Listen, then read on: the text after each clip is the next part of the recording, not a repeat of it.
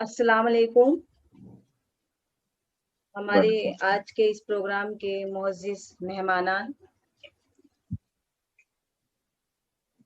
और हमारे नाज़रीन, उर्दू कारवां का आज का जो ये प्रोग्राम है, इस प्रोग्राम के तहत हिंदुस्तान की जो तारीख़ी अ, इदारे हैं, तालीमी इदारे, उन इदारों के ताल्लुक से बात की जाएगी। ये जो प्रोग्राम आज हमने रखा है, इस प्रोग्राम के तहत हम ये अपने नाज़रीन को ये बताना चाहते हैं कि मुग़लिया सल्तनत का शिराज़ा बिखर जाने के बाद हिंदुस्तान की सियासी, माशी, समाजी और इक़्तिसादी हालत दिगरगूं थी। उसका बराह रास्त असर समाज के हर तबके पर उमूमन और मुसलमानों पर खुसूसन पड़ रहा था। हुकूमत जाती रही, जागीरें पामाल हो गईं। अब बचा खुचा विकार बचाने की फिक्र थी कि कैसे और किस तरह बचाया जाए। दौलत पास रह नहीं गई थी, विरासतें लुट चुकी थीं, ऐशो तर्ब का सामान खत्म हो चुका था, दिल्ली वीरान हो चुकी थी। ऐसे में बिखरी हुई जिंदगी को समेटना जरूरी था। बहुत मातम मना चुके थे, अब असरे नो खड़े होना जरूरी था। बेचारगी और तरस व हमदर्दी नहीं चाहिए थी। एक विकार के साथ एक नए सिरे से जिंदगी शुरू करना थी, जिसमें विकार हो, इज्जत हो और अपनी शनाख्त। काम मुश्किल था मगर नामुमकिन नहीं। उस जमाने में कई आला दिमाग सर जोड़ कर बैठे, हल तलाश करने की कोशिश की और हल मिल गया कि अगर खोया हुआ विकार और इज्जत हासिल करना है तो इल्म हासिल करना होगा। बस फिर क्या था, एक जहद मुसलसल, एक लगातार कोशिश। उस कोशिश की पादाश में कभी गले लगाए गए तो कभी ठुकराए गए, कभी तारीफ और तौसीफ के हारों से पुरतपाक इस्तकबाल किया गया तो कभी जूतों के हार भी पहनाए गए, मगर अल्लाह के इन बरगुजीदा बंदों ने हार न मानी। उन्हीं बुजुर्गों की काविशों का सिलसिला हम अलीगढ़ मुस्लिम यूनिवर्सिटी, जामे मिलिया इस्लामिया और अंजुमन इस्लाम जैसे बड़े तालीमी इदारों की सूरत में देखते हैं, जिनको कौमी इदारा होने का फख्र हासिल है। आज इन्हीं तालीमी इदारों पर बात की जाएगी, इनके तारीखी पस मंज़र पर बात की जाएगी, इनकी तालीमी सरगर्मियों पर बात की जाएगी। और उर्दू कारवां जैसे कि हमेशा उसकी ये कोशिश होती है कि एक नई चीज़ को, एक नए पैगाम को लोगों तक पहुंचाने की कोशिश करे। तो आज उर्दू कारवां इसी नए पैगाम को एक नए रंग के साथ अपने नाजरीन के रूबरू पहुंचाने की कोशिश कर रहा है। कामयाबी अल्लाह के इख्तियार में है, लेकिन अगर हमारे नाजरीन में से हमारे खुसूसन हमारे तलबा और तालिबात हमारी इस तारीखी मीरास के ताल्लुक से जान सकें और उनके दिल में उनके लिए बहुत कद्र बढ़ जाए और कल को आगे चल कर वो इल्म के मैदान में कारहाय नुमा अंजाम दें, तो ये उर्दू कारवां की बड़ी कोशिश में, इस कोशिश में बड़ी कामयाबी होगी। मैं शबाना खान, जनरल सेक्रेटरी उर्दू कारवां, अब इस प्रोग्राम को आगे बढ़ाने के लिए जनाब फरीद अहमद खान साहब से गुजारिश करती हूँ कि वो आएं और आज के इस प्रोग्राम के ताल्लुक से और उसके अलावा हमारे मेहमानान के ताल्लुक से उनका तारुफ पेश करें। जनाब फरीद अहमद खान साहब। अस्सलाम वालेकुम, गुड इवनिंग, आदाब। तमाम मोअज़्ज़िज़ शुरका का खैर मकदम है। आज के इस इंतहाई अहम प्रोग्राम में जो हमारे जो कौमी इदारे, मिल्ली इदारे हैं, जो तारीखी वर्सा रखते हैं, ख़ास तौर पर उनके ताल्लुक से आज गुफ्तगू करने के लिए हम लोग यहाँ जमा हुए। और क्यों अभी हमने इस वक़्त इस मीटिंग को रखा, उसकी भी एक ख़ास वजह है। 2-3 वजूहात हैं। सबसे पहली बात को आप ये देखेंगे, हमने जो है इसमें आप हमारे अगर इन्विटेशन में पोस्टर में आप देखें तो पहला तज़किरा जामिया का है। तो जामिया को अभी जो है कायम हुए 100 साल हुए हैं।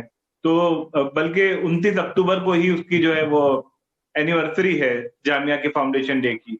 और उसके बाद आप ये देखें कि अभी 17 अक्टूबर को जो है बानिए अलीगढ़ मुस्लिम यूनिवर्सिटी सर सैयद अहमद खान साहब की पूरी दुनिया में जो है वो सर सैयद डे के तौर पर तकरीबात मनाई गई। और अगरचे यूनिवर्सिटी के कयाम को तो काफी साल हो गए हैं, 145 साल के आसपास, लेकिन वो जब एकदम कयाम शुरुआत में था, जब यूनिवर्सिटी ने शक्ल नहीं ली थी, जब एंग्लो मोहम्मदन कॉलेज की सूरत में ही जो है सिर्फ जो है सैयद की जिंदगी में वो जो ख्वाब जो है पूरी तरह से ताबीर नहीं उसकी हो पाई थी, तो यूनिवर्सिटी बनकर अलीगढ़ मुस्लिम यूनिवर्सिटी बनके भी इत्तेफाक से 100 साल पूरे हुए हैं। और यूं आप देखें कि इदारों की उम्र के लिहाज से तो उसमें अंजुमन इस्लाम जो है वो अलीगढ़ मुस्लिम यूनिवर्सिटी से 1 साल पहले जो है उसका कयाम अमल में आया। 1874 में जस्टिस बदरुद्दीन तैयब जी उनकी क़यादत में जो है वो और उनके रुफ़क़ा उनकी क़यादत में अंजुमन इस्लाम का कयाम अमल में आया। फिर अलीगढ़ मुस्लिम यूनिवर्सिटी और जामिया मिलिया। हमने इन 3 इदारों को क्यों लिया है, उसकी एक खास वजह है कि ये तीनों इदारे जो है ब्रिटिश साम्राज्य में जब अंग्रेजों का राज यहाँ पर भारत में हो चुका था, उस दौर में जो है इसमें से ज्यादातर लोग जिन्होंने जो इन इदारों को कायम किया वो फ्रीडम फाइटर्स थे, मुजाहिदे आजादी थे। और आप ये देखिएगा कि खास बात कि एक तरफ जो है आजादी की लड़ाई लड़ी जा रही है, लेकिन दूसरे हाथ में जो है कलम थामा हुआ है। ना सिर्फ अपने हाथ में कलम थामा हुआ है, बल्कि भारत के जो मुस्तकबिल के होने वाले नौजवानों के हाथ में जो है कलम थाम के जो है उनको एक बाइज्जत मुकाम देने की जद्दोजहद में, आजादी की लड़ाई में ये सारे लोग लगे हुए थे। चाहे वो बानिए जामिया मिलिया इस्लामिया हो, जिनमें मौलाना मोहम्मद अली जौहर, हकीम अजमल खान, मुख्तार अहमद अंसारी, अब्दुल हमीद ख्वाजा, भारत के सदर जमहूरिया डॉक्टर जाकिर हुसैन वो हो, या जिनकी जेर सदारत ये पूरा काम हुआ महमूद हसन देवबंदी साहब, और उसी तरह सर सैयद और उनके बहुत सारे रुफ़क़ाकार जो बानिए अलीगढ़ मुस्लिम यूनिवर्सिटी हैं। और उसी तरह हम देखते हैं कि अंजुमन इस्लाम में जस्टिस बदरुद्दीन तैयब जी की क़यादत में जो है ये काम अमल में आया। बाद डॉक्टर ज़हीर काजी साहब सदर अंजुमन इस्लाम, तो मैं कह रहा था कि मैं मौके की मुनासबत से बात करना चाह रहा था, तो वो मौका क्या था? वो मौका अभी गुजरा है 17 तारीख को, कि जब अलीगढ़ मुस्लिम यूनिवर्सिटी की इंतजामिया ने sir Syed national excellence award के लिए जो अंजुमन इस्लाम को मुंतखब किया, और डॉक्टर ज़हीर काजी साहब सदर अंजुमन इस्लाम ने जो है, क्योंकि हालात ऐसे हैं इसलिए ऑनलाइन प्रोग्राम हुआ, तो उसको जो है रिसीव किया उस अवार्ड को। तो ये एक तारीखी लम्हा था कि जब एक बड़े तारीखी इदारे ने एक दूसरे बड़े तारीखी इदारे की खिदमात का एतराफ किया और उसको अवार्ड से नवाजा। और एक अहम ऐलान कर दूं कि सदर अंजुमन इस्लाम डॉक्टर ज़हीर काजी साहब जो है हमारे आज के अहम स्पीकर जो अंजुमन इस्लाम की तारीख के ताल्लुक से बातें रखेंगे, वो ज्वाइन हो चुके हैं। हमारे साथ बहुत सारे अहम मेहमान और खवास के जो एक एक इदारे चलाते हैं, जिन इदारों का मैंने बाज नाम लिया, उन इदारों से वाबस्ता लोग भी, जैसे आजम कैंपस का नाम लिया, मुनव्वर पीर भाई हमेशा ही उर्दू कारवां के प्रोग्राम में ज्वाइन होते हैं। अंजुमन इस्लाम के बहुत सारी प्रिंसिपल्स और बहुत सारे मुख्तलिफ जो है प्रोफेसर और टीचर जो इस प्रोग्राम में ज्वाइन है।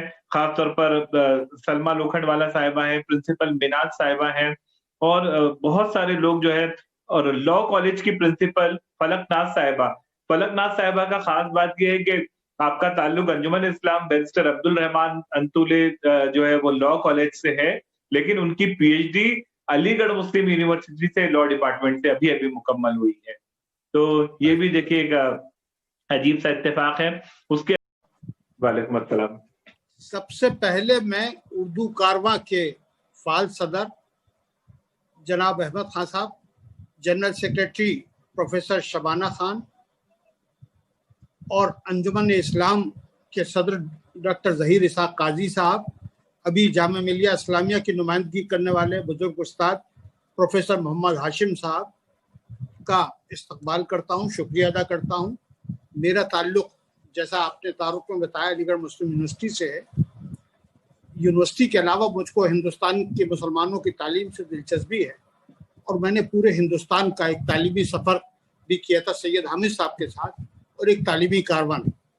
और मुझे ये फख्र हासिल है कि मैं अंजुमन इस्लाम के इसहाक जमखाना वाले से काफ़ी मेरे मामलात थे और मैं उस अंजुमन के ऊपर भी एक किताब यानी एक मजमून लिख चुका हूँ। और ये काजी साहब के लिए बड़ी उसकी बात है कि सर सैयद के दौर की कायम करदा एक इदारा जो बहुत बड़ी तंजीम है, इस साल अलीगढ़ मुस्लिम यूनिवर्सिटी ने यह तय किया था कि हम अंजुमन इस्लाम को अपना sir Syed excellence award national उनको देंगे, तो उनको मुबारकबाद। मुझको ये अर्ज करना है कि सर सैयद अहमद खान, सब लोग जानते हैं कब पैदा हुए, क्या पैदा हुए, मैं उस पर कोई गुफ्तगू नहीं करना चाहता। ये क्योंकि जलसा जो है उर्दू कारवा की तरफ से हो रहा है, तो मैं ये अर्ज कर दूं कि सर सैयद के जहन में सबसे पहला सवाल एक यूनिवर्सिटी बनाने का आया और वो था उर्दू यूनिवर्सिटी। वर्नाकुलर यूनिवर्सिटी को ख्वाब सर सैयद ने 1868 में देखा था और गवर्नमेंट को एक अर्जदाद पेश की थी कि जापान की तरक्की का राज ये है कि वहाँ जापानी बोली जाती है, फ्रांस की तरक्की, यानी दुनिया में जो भी मुल्क तरक्की कर रहे हैं वो अपनी मुकामी जुबानों को अपनी मादरी जुबान की वजह से तरक्की कर रहे हैं। लिहाजा जरूरत इस बात की है कि हिंदुस्तान में अगर तालीम को तरक्की देनी है, उर्दू की हैसियत बहुत ज़्यादा थी, लिहाजा एक वर्नाकुलर यूनिवर्सिटी कायम की जाए। लेकिन बदकिस्मती से कुछ सर सैयद की ऐसी मुखालफत हुई और बनारस में बैठ के ये प्रपोजल किया था, तो हिंदी अदब के जो सबसे बड़े मेहमान थे वो सर सैयद के खिलाफ शुरू हो गए और नागरी प्रचारणी सभा बन गई और किस तरीके से फिर सर सैयद को भी अपना नजरिया चेंज करना पड़ा। और पहली उसके बाद सर सैयद 1869-70 में लंदन गए। लंदन जाने के बाद उन्हें यह महसूस हुआ कि उर्दू जो है वो जरिया तालीम के लिए मौजू नहीं है, क्योंकि साइंटिफिक लैंग्वेज नहीं है, तरक्की के इम्कानात जो है वो अंग्रेजी में ज़्यादा है। लिहाजा उन्होंने एक जदीद यूनिवर्सिटी, एक अंग्रेजी के जरिए यूनिवर्सिटी बनाने को ख्वाब देखा। सबसे पहला ख्वाब उनका यह था कि 1873 में उन्होंने वो ख्वाब देखा और ख्वाब की इब्तिदा एक मदरसे से की। 24 मई 1875 को एक छोटा सा मदरसा अलीगढ़ में कायम हुआ। वो मदरसा 2 साल के अंदर 8 जनवरी 1877 को कॉलेज बन गया। और कॉलेज बनने के बाद सर सैयद ने देखा कि एक कॉलेज, एक यूनिवर्सिटी मुसलमानों को भला नहीं कर सकती। लिहाजा उन्होंने all India Muslim education conference 1886 में कायम हुई, कहा कि पूरे मुल्क भर में एक तालीमी तहरीक जब तक बर्पा नहीं की जाएगी उस वक्त तक मुसलमानों की तालीमी तरक्की मुमकिन नहीं है। उसका नतीजा ये हुआ कि बदरुद्दीन तैयब जी, जाहिर है आप बता चुके हैं कि 1874 में अंजुमन इस्लाम कायम कर चुके थे। एक बड़ा नाम जो लोगों के जहन से गायब हो जाता है, रहमतुल्लाह सुलेमान मेमन। बदरुद्दीन तैयब जी जब सदर थे तो ये उस अंजुमन के सेक्रेटरी थे और मैं क्योंकि अलीगढ़ तहरीक का तालिब इल्म हूँ, उन्होंने सर सैयद को लिखा कि वो चाहते हैं कि all India Muslim education conference का इजलास जो है वो बॉम्बे में हो। 1895 में उसकी तजवीज़ हुई और बड़ी कोशिशें हुई और यही नहीं बल्कि सर सैयद के बहुत से दोस्त अहबाब का ताल्लुक महाराष्ट्र से बॉम्बे से था। खास तौर पे दादा भाई नौरोजी के लिए सर सैयद के दिल में बड़ी वक़्त थी और बड़ी कदर करते थे और वो बेशुमार बार दादा भाई नौरोजी से मिलेगी। जब दादा भाई नौरोजी अलीगढ़ से गुजर रहे थे तब भी वो रेलवे स्टेशन पर आए और सर सैयद जब 1869 में लंदन का सफर कर रहे थे तब भी दादा भाई नौरोजी के पास गए और वहाँ उनके यहाँ खाना खाया। और उनका एक मजमून भी है कि पारसी अपनी तालीम में किस तरह तरक्की करते हैं। उन्होंने दादा भाई नौरोजी को भी एक अपना आइडियल बनाया और इस तरीके से वो तरक्की करते रहे। एक बड़ा नाम मुझे मिलता है, हाजी रहमतुल्लाह बिन हाजी दाऊद, मोहल्ला Sheikh Abdul Rahman street, craft market. ये भी सर सैयद के बड़े रफीकों में थे और बड़े परस्तार थे और वो चाहते थे कि सर सैयद का जो तालीमी मिशन है उसको आगे बढ़ाया जाए। तो गरज ये कि बॉम्बे के लोगों ने बड़ी सर सैयद की मदद की और मुझे ये कहते में कोई वो नहीं है। 1898 में जब सर सैयद का इंतकाल हो गया तो पहली कोशिश ये हुई कि सर सैयद के इंतकाल के बाद एक यूनिवर्सिटी जो सर सैयद को ख्वाब है, जिसको उन्होंने 1873 में भी जब कॉलेज बना रहे थे तो पेश किया था कि मैं एक मुस्तकबिल की यूनिवर्सिटी बनाना चाहता हूँ। 1898 के बाद उसमें बहुत तेजी आई और यूनिवर्सिटी बनाने की जद्दोजहद बहुत तेज हो गई। इत्तेफाक देखिए कि 1903 में अंजुमन इस्लाम के दफ्तर में हमारे बदरुद्दीन तैयब जी की सदारत में बॉम्बे में मुस्लिम एजुकेशन कॉन्फ्रेंस का 17वां जलसा होता है और यूनिवर्सिटी बनने की पहली करारदाद, पहली तजवीज जो है वो बनारस उससे आपके बॉम्बे से होती है। ये उसका डॉक्यूमेंट है और ये मैं कह सकता हूँ अंजुमन इस्लाम को हासिल है कि उसने पहला रेजोल्यूशन पास किया है कि अलीगढ़ मुस्लिम यूनिवर्सिटी के क़याम के लिए ये रेजोल्यूशन है। तो ये बड़ी कोशिश हुई और ये भी आप डॉक्यूमेंट देख सकते हैं। तो ये खुशी की बात है कि 100 साल बाद, 125 साल बाद दो इदारों का एक बाहमी इश्तराक हो रहा है, ताउन हो रहा है। उसके लिए खास तौर से मैं कारवान उर्दू को मुबारकबाद देता हूँ। खुशकिस्मती ये है कि अंजुमन इस्लाम भी अपने 100 साल, ये जामिया मिलिया भी अपने 100 साल मना रही है, का जश्न मना रही है, और अलीगढ़ मुस्लिम यूनिवर्सिटी भी अपने 100 साल का जश्न मना रही है। यह यूनिवर्सिटी ज़ाहिर 1875 में एक मदरसे की शक्ल में कायम हुई, 1977 में वो कॉलेज के इख्तियार करता गया और 1 दिसंबर 1920 को इसको यूनिवर्सिटी का चार्टर मिला। उस यूनिवर्सिटी चार्टर से पहले 29 अक्टूबर को, जैसा हमारे कुरैशी साहब ने फरमाया कि यहाँ एक ग्रुप ऐसा भी था, बहुत बड़ी तादाद में थी, जो नेशनलिस्ट मूवमेंट चला रहे थे। खिलाफत तहरीक को अलीगढ़ से आगे बढ़ी, अदम ताउन की तहरीक चली और स्वदेशी तहरीक चली। इन तीनों तहरीक का मरकज भी इत्तफाक से अलीगढ़ था और अलीगढ़ के लोगों ने मिलकर, और जो जिनका अभी जिक्र किया, पहला वाइस चांसलर जो है वो अलीगढ़ का एक तालिब इल्म जो है वो जामिया का वाइस चांसलर बनता है, मौलाना मोहम्मद अली जौहर, और जामिया का जो सड़क जाती है उसका नाम भी मोहम्मद अली जौहर रोड है। तो वो पहले वाइस चांसलर बने और मौलाना महमूद हसन साहब को अलीगढ़ बुलाया गया। जामा मस्जिद के अंदर पहला खुतबा हुआ और क्योंकि वो बीमार थे तो उनकी तरफ से मौलाना शब्बीर अहमद उस्मानी साहब ने वो खुतबा पेश किया। जामिया पहले बन गई और अलीगढ़ यूनिवर्सिटी 1 दिसंबर को, 17 दिसंबर को इसका इफ्तिताह हुआ। और जब इफ्तिताह हुआ तो 1 दिसंबर को सिर्फ 13 शोबे थे जो यूनिवर्सिटी की शक्ल में आए और बच्चों की तादाद भी बहुत कम थी, सहूलतें बहुत कम थी।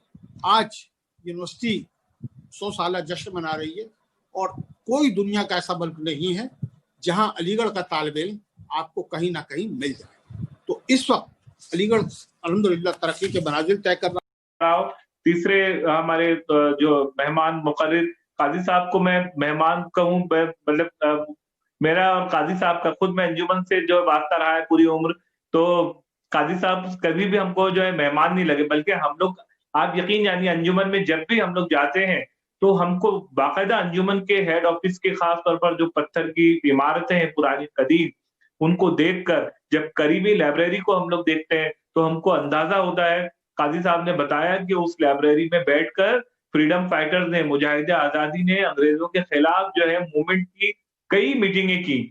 तो वो ऐसे तारीखी मुकाम जो है कि जहां जाकर जो है हम लोगों के रोंगटे खड़े हो जाते हैं, और ऐसे तारीखी मुकाम और उसके इदारे की जो क़यादत डॉक्टर ज़हीर काजी साहब के हाथों में है। मैं डॉक्टर ज़हीर काजी साहब का जो है तारुफ आपके सामने पेश कर दूं। डॉक्टर ज़हीर काजी साहब जो है शहर मुंबई के इंतहाई मारूफ एमडी रेडियोलॉजिस्ट हैं। रेडियोलॉजी सदर अंजुमन और अंजुमन के मजलिस आमिला से तो 20 साल से वाबस्ता है। अंजुमन के सदर की हैसियत से 2009 से जो है वो मुसलसल जो है सदर अंजुमन है। उससे पहले आप अंजुमन के 20 साल तक जनरल काउंसिल के मेंबर रहे, लेकिन साथ ही साथ एक शहर के नामवर रेडियोलॉजिस्ट हैं और तकरीबन शहर के 6 बड़े जो टॉप मोस्ट हॉस्पिटल्स हैं उनमें भी आज भी जो है बहैसियत रेडियोलॉजिस्ट आपकी विजिट होती है। अपना क्लिनिक भी है सर का, एक बहुत ही सुपर स्पेशलिस्ट क्लिनिक है प्राइम डायग्नोस्टिक सेंटर के नाम से, जो बहुत ही रियायती दामों में जो है वो मरीजों की जो है खिदमत और ब्लड की तशखीस वगैरह वहां पर होती है मर्ज की।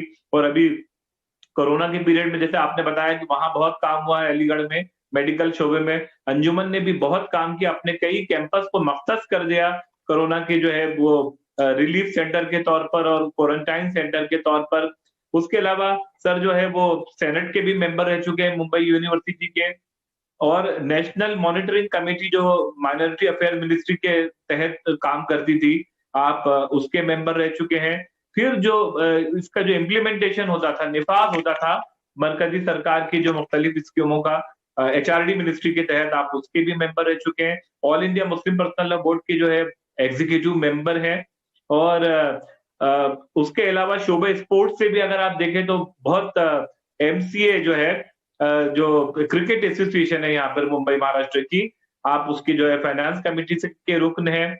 उसके अलावा जो है मुंबई म्युनिसिपल कॉर्पोरेशन की जो तालीम के शोबे की जो कोर कमेटी है, आप उसके मेंबर हैं। और अंजुमन इस्लाम के अलावा दीगर 12 तकरीबन इदारों के जो है आप बड़े ओहदों पर जो है फायज हैं और उस जिम्मेदारियों को निभा रहे हैं। और बहुत सारे सर को जो है अवार्ड और एजाजात से नवाजा गया, जिनमें मुल्की और गैर मुल्की दोनों किस्म के अवार्ड शामिल हैं। और उसके अलावा जो है इस 2017 में जो है आप खास तौर पर जो है प्राइम मिनिस्टर वजीर आजम के रूबरू एक जब डेलीगेशन गया था मुस्लिम मसाइल को लेकर, समाजी मसाइल, तालीमी मसाइल, उनको लेकर, तो डॉक्टर जहीर काजी साहब जो है उसके कोर मेंबर थे जिन्होंने वजीर आजम के सामने जो है अपनी बातें रखी, बहुत से मसाइल रखे और बहुत सारी बातों का जो है वो इहाता किया। तो हम लोगों की खुशकिस्मती है कि खुद सदर अंजुमन जो है आज इंतहाई मसरूफियत के बावजूद हमारी इस मीटिंग में शरीक हैं। और मैं समझता हूं कि ये आज की मीटिंग भी एक नई तारीख मुरत्तिब करेगी, मजीद तीनों इदारों को एक दूसरे से करीब लाने का और एक दूसरे के सपोर्ट करने का। डॉक्टर जहीर काजी साहब, सदर अंजुमन इस्लाम।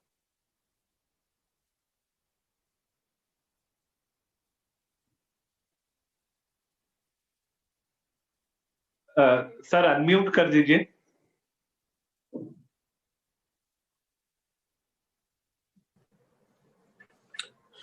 अस्सलाम वालेकुम रहमतुल्लाहि व बरकातुहू। वालेकुम अस्सलाम। सबसे पहले मैं उर्दू कारवान का शुक्रगुजार हूँ। उन्होंने ये पहली बार एक 3 बड़े इदारों को एक साथ एक प्लेटफॉर्म में ले आए और उर्दू कारवान गुज़िश्ता कई साल से इस तरह के प्रोग्राम ऑर्गेनाइज करते हैं और न्यू एजुकेशन पॉलिसी पे भी उन्होंने काफ़ी अच्छे सेमिनार्स रखे थे। और उर्दू के फ़रोग के लिए हमारे फरीद खान साहब और उनकी जो सेक्रेटरी साहिबा हैं, ये हमेशा उर्दू के फ़रोग के लिए जो उनका काम है बड़ा तारीफ़ काबिल है और बुनियादी काम है।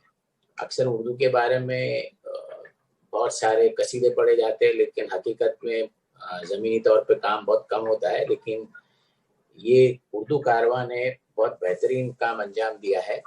और महाराष्ट्र एक ऐसी रियासत है जिसमें उर्दू के फ़रोग के लिए और उर्दू में जो काम हो रहा है शायद बहुत कम हिंदुस्तान की जगहों में हो रहा है।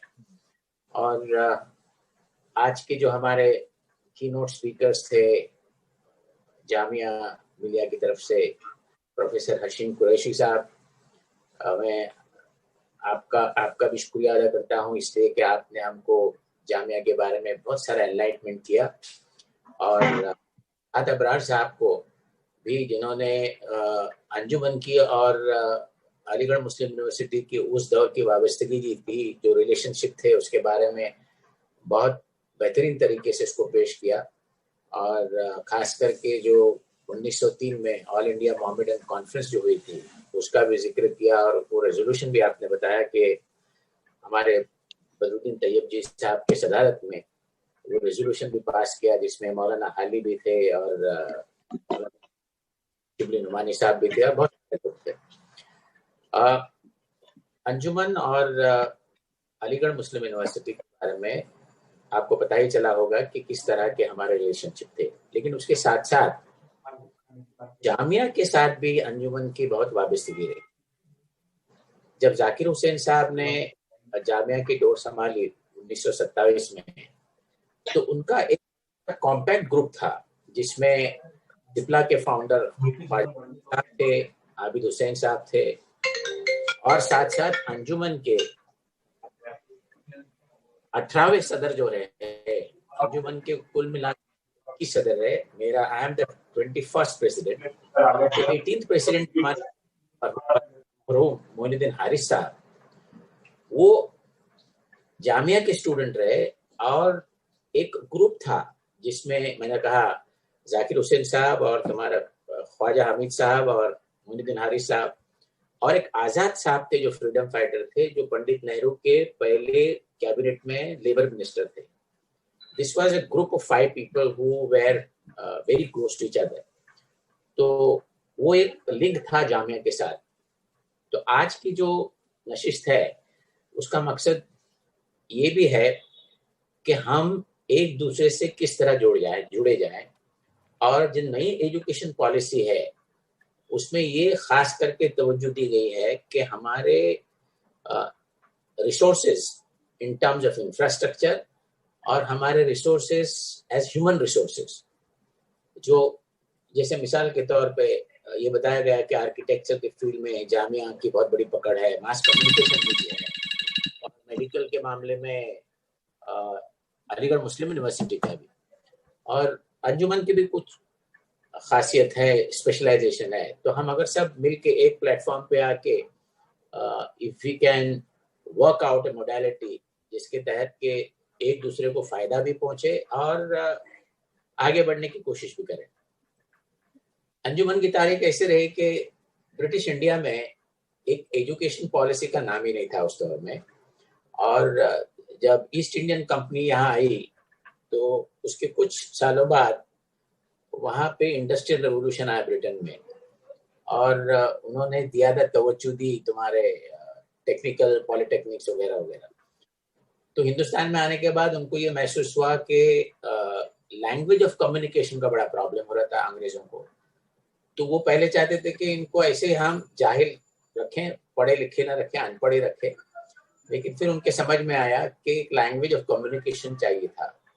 तो उनको जो लोअर लेवल का ब्यूरोक्रेट जॉब था वो लोकल इंडियंस को देना था।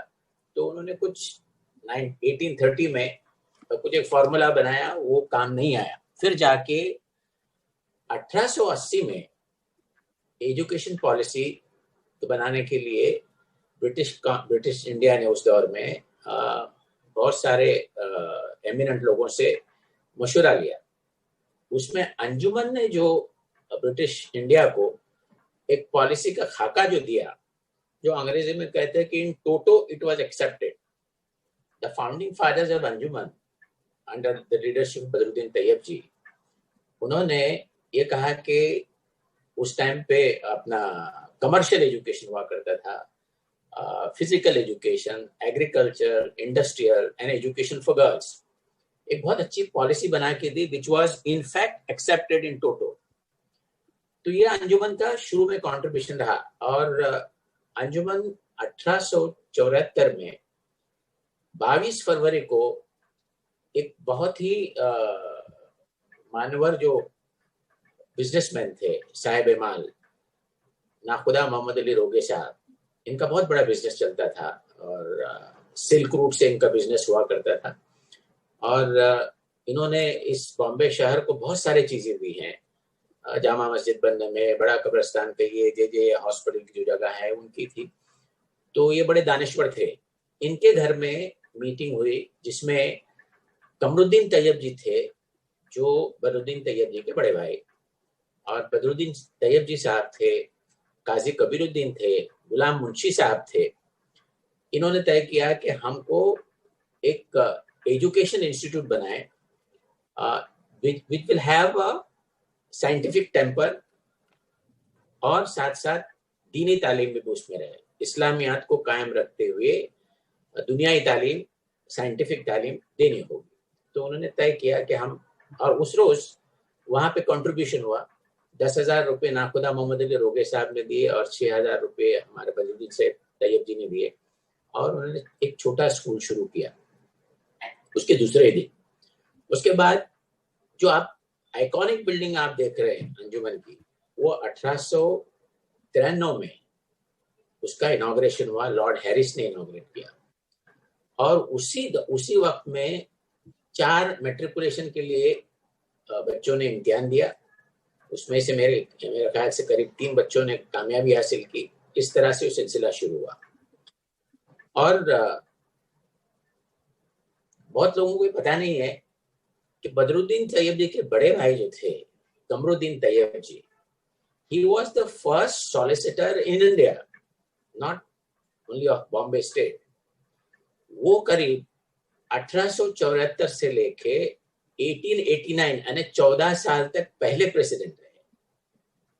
उनके अंडर में पहले सेक्रेटरी गुलाम मुंशी साहब रहे, और फिर 1 साल के लिए मोहम्मद अली नाखुदा रोगे हमारे दूसरे प्रेसिडेंट रहे, और उसके बाद 1890 से लेके 1907 तक, करीब 17 साल तक बदरुद्दीन तैयब जी प्रेसिडेंट रहे। तो थोड़ा लोगों को कंफ्यूजन होता है कि पहले प्रेसिडेंट ये थे। नहीं, पहले आप नहीं थे, आपके बड़े भाई थे। लेकिन अंजुमन के आर्काइव्स और रिकॉर्ड्स में हमेशा ये माना जाता है कि हमारे Badruddin Tyab ji is one of the founders.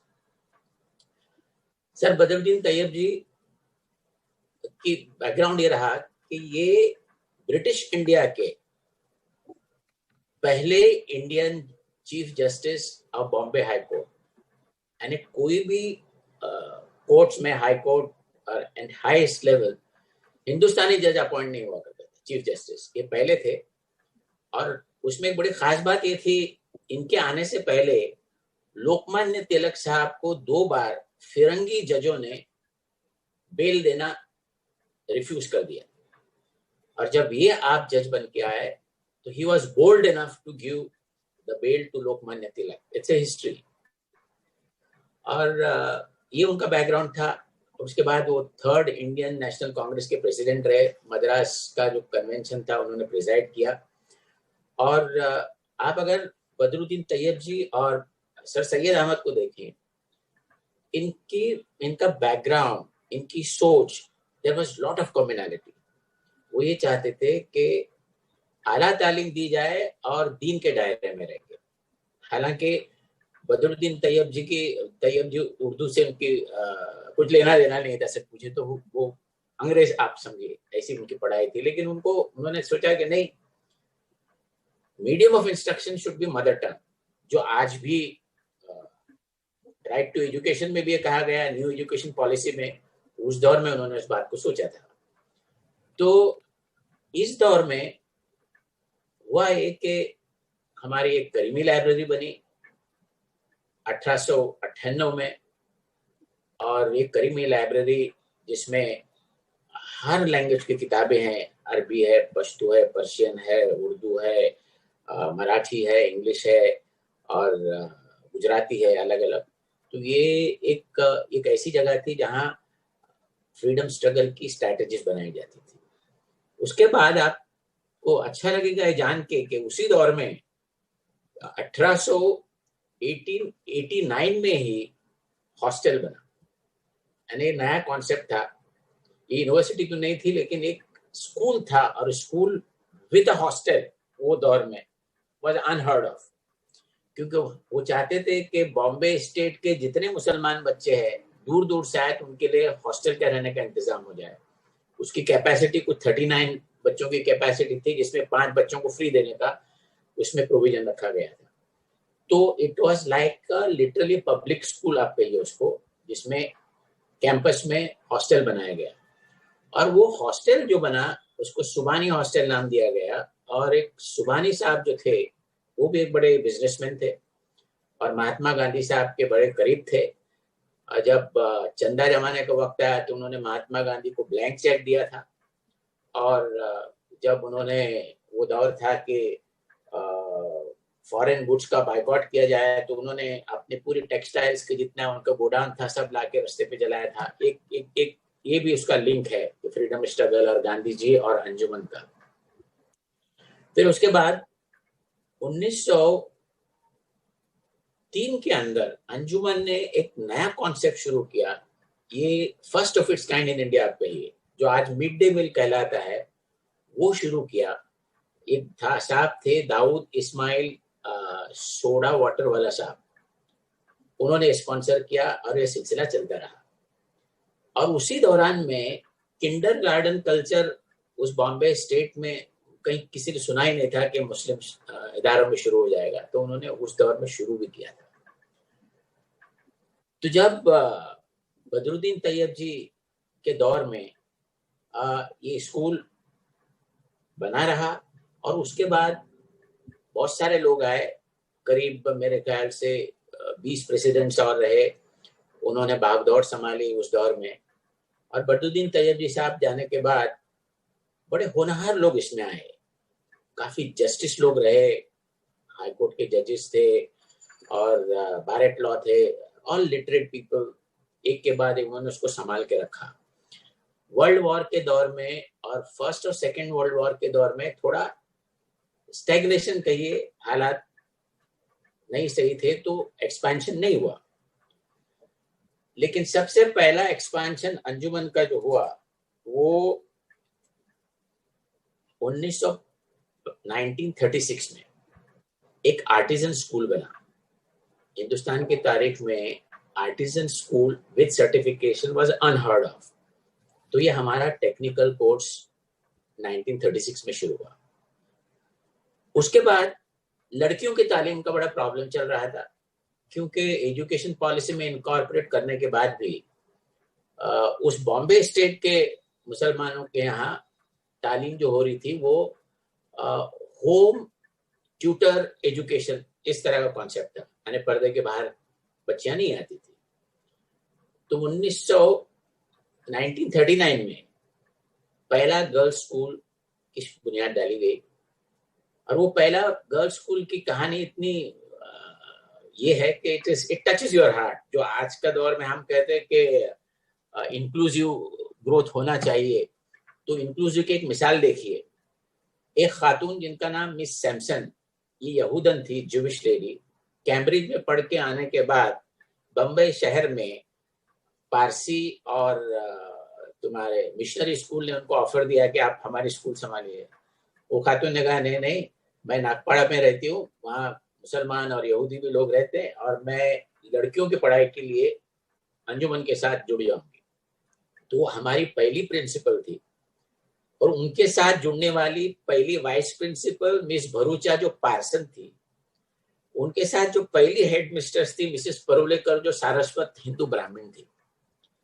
ये तीन अलग मजहब के लोगों ने पहला अंजुमन का गर्ल्स उर्दू मीडियम स्कूल शुरू किया। 5 बच्चियों से शुरू किया और ये लोगों के घरों में जाते थे, पर्दानशीन लड़कियों के वालिदैन से मिलते थे, आप भेजिए। तो उनको तो बहुत नाउम्मीदी रही शुरू में, फिर लोग जुड़ने लगे। और करीब 2 साल बाद दूसरा अंजुमन ने उर्दू मीडियम स्कूल शुरू किया बांद्रा माहिम में। उसकी भी पहली प्रिंसिपल मथायस थी जो ईसाई थी, जो रिटायरमेंट के तहत उसने करीब मेरे ख्याल से 35 साल सर्विस दी। ये दो प्रिंसिपलों ने जो kind of discipline they inculcated in the students was commendable. यानी उर्दू मीडियम के स्कूल के प्रिंसिपल इस तरह के थे, न उर्दू आती थी उनको, लेकिन उसके बावजूद उन्होंने उर्दू जानने की कोशिश की और उर्दू मीडियम के बच्चों को अच्छे से पढ़ाया।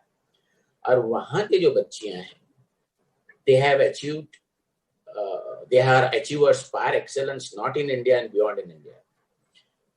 तो ये उर्दू स्कूल जो शुरू होने के बाद, उसके बाद 1942 में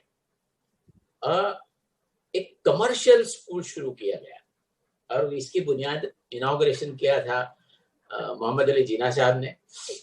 वो भी अंजुमन के एक खैरखा में से थे पार्टीशन से पहले।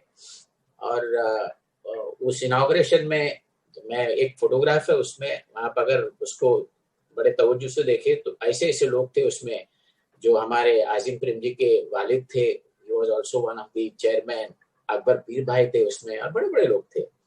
और वो कमर्शियल इंस्टीट्यूट वहां शुरू किया गया जो इसको टाइपराइटर करते हैं। उस दौर में जैसा आज कंप्यूटर है, तब वो टाइपराइटर था और वो जॉब ओरिएंटेड स्किल कोर्सेज थे।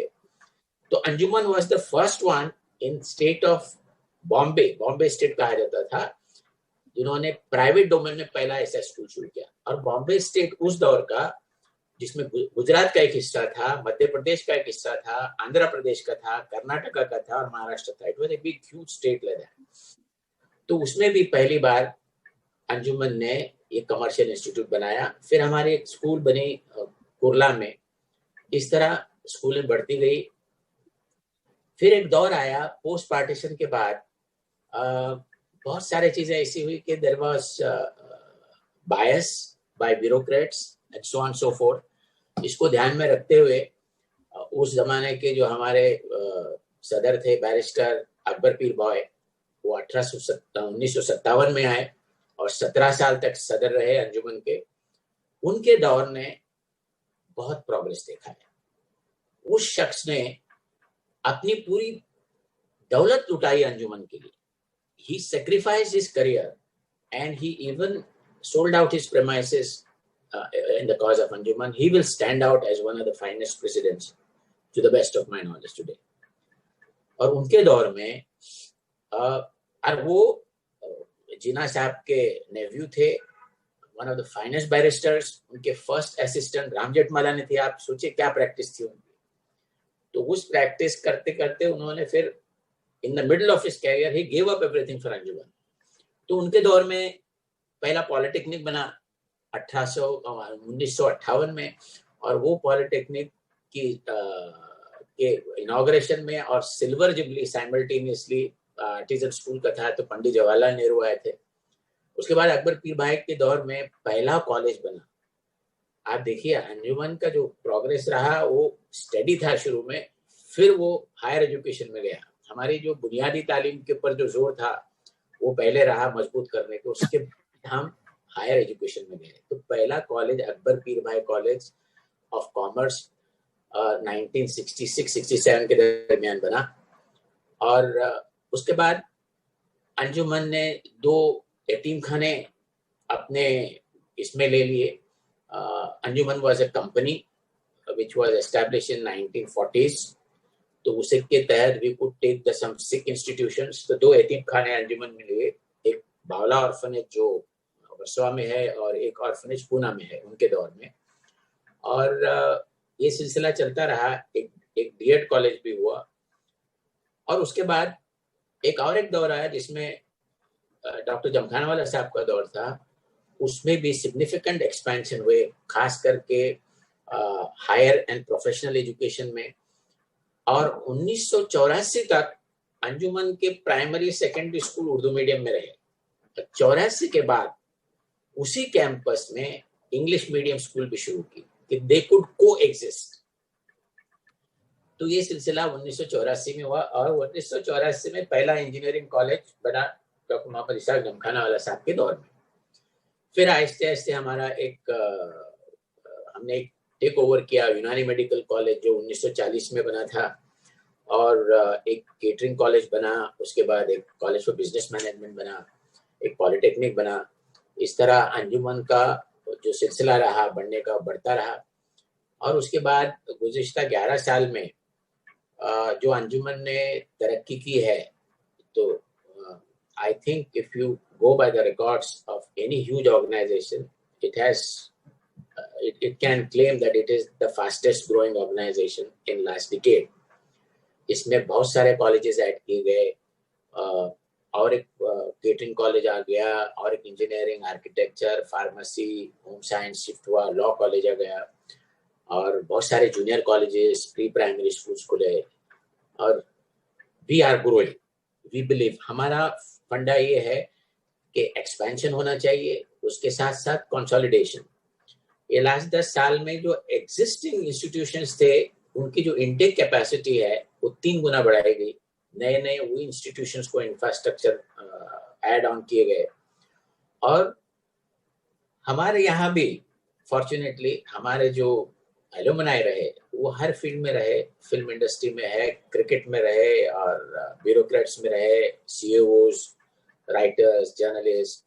जैसा अलीगढ़ का तो मामला बहुत बड़ा है, हमारे यहाँ भी लोग उस तरह के रहे. और आज हाँ, बात ये आती है कि आप यूनिवर्सिटी क्यों नहीं बना रहे. तो एक मौका था डॉक्टर जमखानावाला साहब के ज़माने में, यूनिवर्सिटी का प्रपोजल था.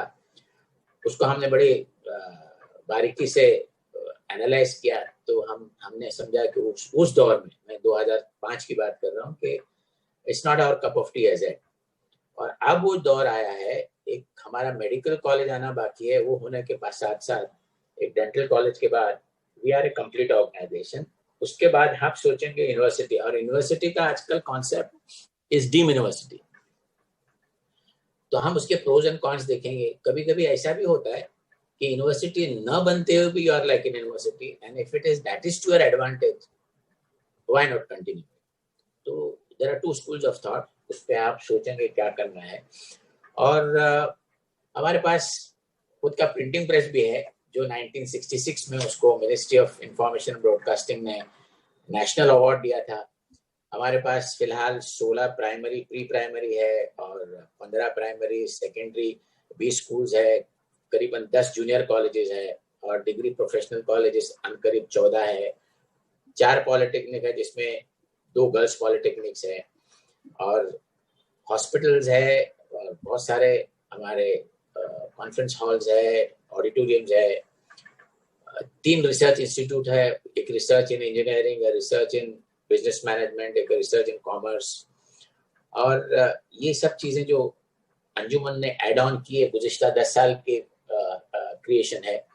और हमारा एक जो बेसिक्स चीज है जो मैं आज सबसे कहना चाहूंगा, फरीद खान कुछ 5 मिनट बाकी है मेरे लिए, बोलूं या वी आर थ्रू? नहीं सर बोलिए आप। हाँ, अंजुमन की जो स्ट्रेंथ है that is elementary education, higher and professional education. Yes, we take care of 70% of students हमारे marginalized हैं, first generation learners हैं, क्योंकि प्राइमरी सेकेंडरी एजुकेशन गरीब से गरीब पहुंचाना कुछ आसान काम नहीं है और बहुत सारे बच्चों फीस नहीं भर पाते, we are taking care of them. और फर्स्ट जनरेशन लर्नर्स होने की वजह से हमारे जो टीचर्स को मेहनत करनी पड़ती है वो कॉन्वेंट के स्कूल्स के मुकाबले में वो बहुत मेहनत करते हैं और वो घड़ी कभी देखते ही नहीं, ओवर टाइम कभी मांगते ही नहीं, and they treat their as their own children. और एक बड़ा कॉन्सेप्ट अंजुमन का जो है जिसके हम तारीफ करेंगे हमारे टीचरों की, कि वो अपनी ड्यूटी नहीं खिदमत खल्क समझ के काम करते हैं, वो स्पिरिट से। तो वो जो आपके यहाँ मिशनरीज में जो कॉन्सेप्ट है माई चाइल्ड, वो कॉन्सेप्ट अंजुमन के टीचरों में भी है। और अंजुमन की खास बात यह है कि वी आर प्राउड टू से कि एम्पावरमेंट ऑफ वुमेन में अंजुमन ने बहुत बेहतरीन काम किया है। 40% हमारे स्टूडेंट्स बच्चियां हैं, हमारे 80% टीचर्स खातून हैं और हमारे 75% teachers 75% head of the institution, 97 institution के 75% of them are ladies, either directors, headmasters or headmistresses. 2 लड़कियों के यतीम खाने हैं। ये यतीम खाने में हम बच्चों को पढ़ाते हैं, उनकी परवरिश करते हैं और उनकी शादियां करके उनको सेटल करते हैं। तो हम कहते हैं कि बेटी बचाओ बेटी पढ़ाओ जो आजकल बहुत बोला जा रहा है, बोले हम बेटी बचाओ भी करते हैं। तो अंजुमन टेक्स प्राइड कि हम एम्पावरमेंट ऑफ वुमेन में के इसमें सबसे आगे हैं। और most important thing, main streaming का जो एक प्रॉब्लम है कम्युनिटी के साथ जो आ जाता है, मेरे हिसाब से बिल्कुल है नहीं। मेन स्ट्रीम में हम आगे है, हमको अपॉर्चुनिटीज कम मिलते हैं। तो मेन स्ट्रीम में आप देखिए जो प्राइम मिनिस्टर के जितने नए फंडाज आए हैं, make in India, smart cities, digital India, इसमें हम हमेशा पार्टिसिपेट होते हैं। और बड़ी खुशी के साथ मैं बताऊंगा फर्स्ट सेकंड थर्ड पोजीशन में अंजुमन हमेशा रहा, ये गवर्नमेंट के रिकॉर्ड्स में है। और इंटरनेशनल इवेंट्स में भी इंजीनियरिंग कॉलेज ने they have achieved excellence in abroad in designing small aircraft, they have stood first second third in the world. हमारे placements are all over the world. So the benchmark of an institution of excellence is your results as well as your placements, how well placed are your students. तो ये अंजुमन की कहानी है, लेकिन इसको अगर detail में अगर एनालिसिस किया जाए तो बहुत वक्त लगेगा। वक्त की ताकीद भी है, मुझे और एक जगह जूम में मीटिंग अटेंड करना है। और मैं नेक ख्वाहिशात के साथ शुक्रिया अदा करता हूँ ऑर्गेनाइजर्स का। और एक बात मुझे बहुत अच्छी लगी कि हम अलीगढ़ मुस्लिम यूनिवर्सिटी में कोविड के बाद हम एक हमारा डेलीगेशन लेके हम जाएंगे, वाइस चांसलर साहब ने बुलाया भी है। आपके आर्काइव्स देखेंगे, आपके सिस्टम देखेंगे, आपकी बहुत सारे अच्छी चीज़ें हैं, वो भी हम अपनाने की कोशिश करेंगे। और जामिया में तो हम ज़रूर आएंगे। जामिया का जो कम्युनिकेशन डिपार्टमेंट है और आर्किटेक्चर का है, इट इज़ वेल नोन, सो हम उनसे भी कुछ सीखना चाहेंगे। And Anjuman is, I would say, we believe in learning and sharing also, in both ways. तो learning और sharing, और आज की जो न्यू एजुकेशन पॉलिसी है जिसमें बड़ा जोर दिया जा रहा है कि resources should be shared, human resources and premises and so on so fourth, and it would be multi speciality institution, stand alone institution के लिए कुछ नहीं रहेगा।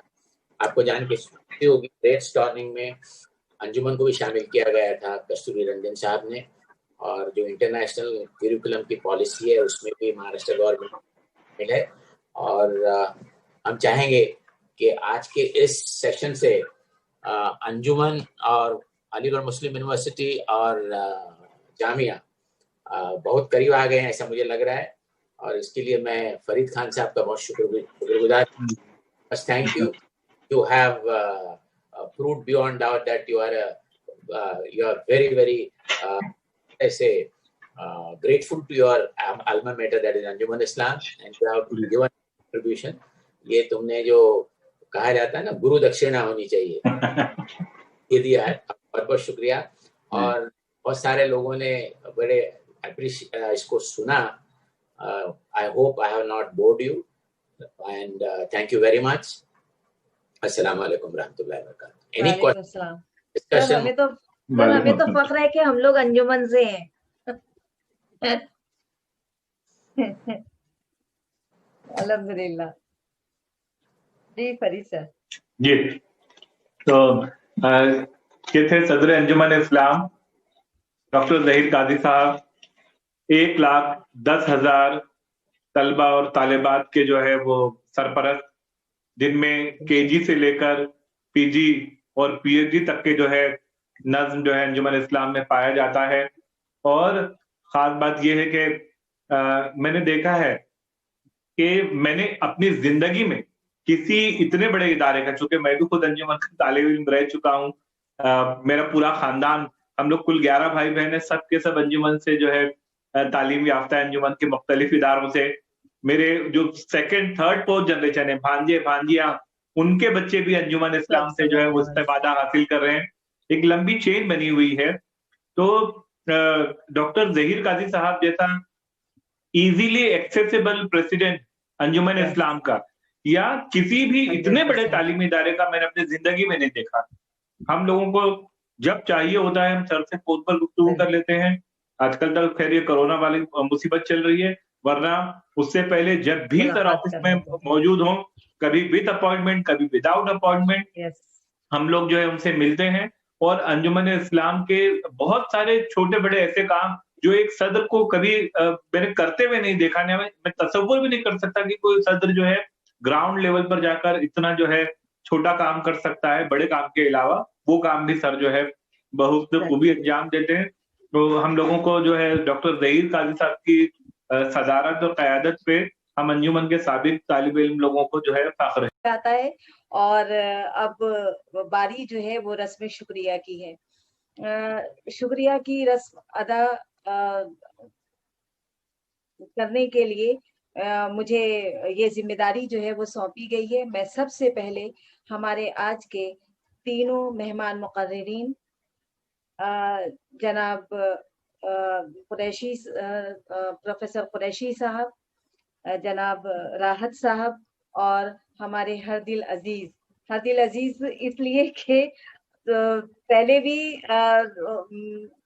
फरीद सर कह चुके हैं और मैं भी उसी बात को दोहरा रही हूँ कि डॉक्टर साहब से हमारा ताल्लुक जो है वो सरपरस्त जैसा है।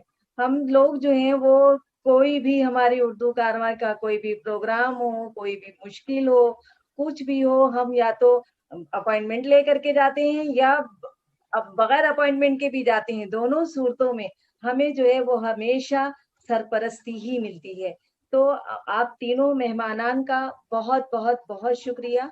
इनके अलावा डॉक्टर शाबान जो है वो हमारे लिए हमेशा एक रहनुमा की हैसियत से हमारे सामने खड़े हो जाते हैं।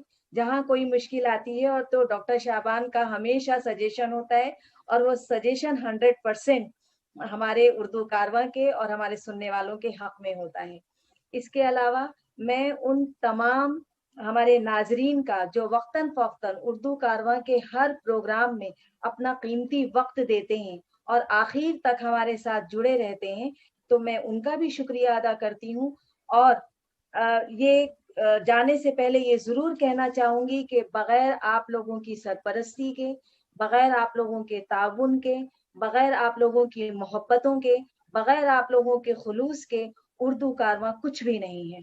उर्दू कारवां आज अगर चलने की कोशिश कर रहा है, कल तक वो रेंगता था, आज अगर वो चलने की कोशिश कर रहा है तो उसमें आप सबकी मोहब्बतें, आप सबका खुलूस शामिल है।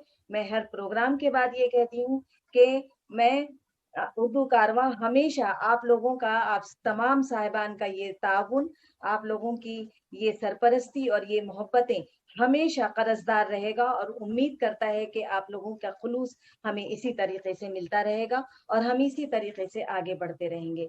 बहुत बहुत बहुत बहुत शुक्रिया। अस्सलाम वालेकुम।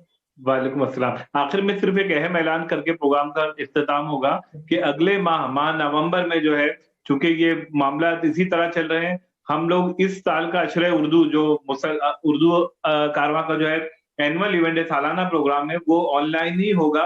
और चूंकि हमारे ज्यादातर प्रोग्राम जो ऐसे होते थे कि जिसमें मुंबई, कल्याण, थाना, मुमरा और उरन तक के बच्चे जो है, कॉलेज के बच्चे भी खुसूस शामिल होते थे, मगर इस मरतबा चूंकि हम मुकाबले करवाएंगे ज्यादातर और सारे प्रोग्राम जो है ऑनलाइन और जूम पर होंगे, इसीलिए हमने इसकी सतह महाराष्ट्र तक के बढ़ा दी है। तो महाराष्ट्र के तमाम कॉलेजेस के जो है बच्चे उसमें हिस्सा ले सकेंगे, मुख्तलिफ उर्दू के असनाफ सुखन के, और अंजुमन इस्लाम के तमाम जितने भी जूनियर कॉलेज हैं और डिग्री कॉलेजेस हैं, उनके बच्चे तो हमेशा हमारे प्रोग्राम में शामिल होते हैं, वो भी शामिल रहेंगे। और इस मर्तबा चूंकि ऑनलाइन मामलात हैं, इसीलिए हमने तमाम असनाफ सुखन की कैटेगरी में हम बच्चों को जो है नगद इनाम, कैश प्राइज देंगे, ताकि वो बच्चों को आसानी से पहुंच जाए, उनकी हौसला अफजाई हो। एक बार फिर आप तमाम साथियों का बहुत बहुत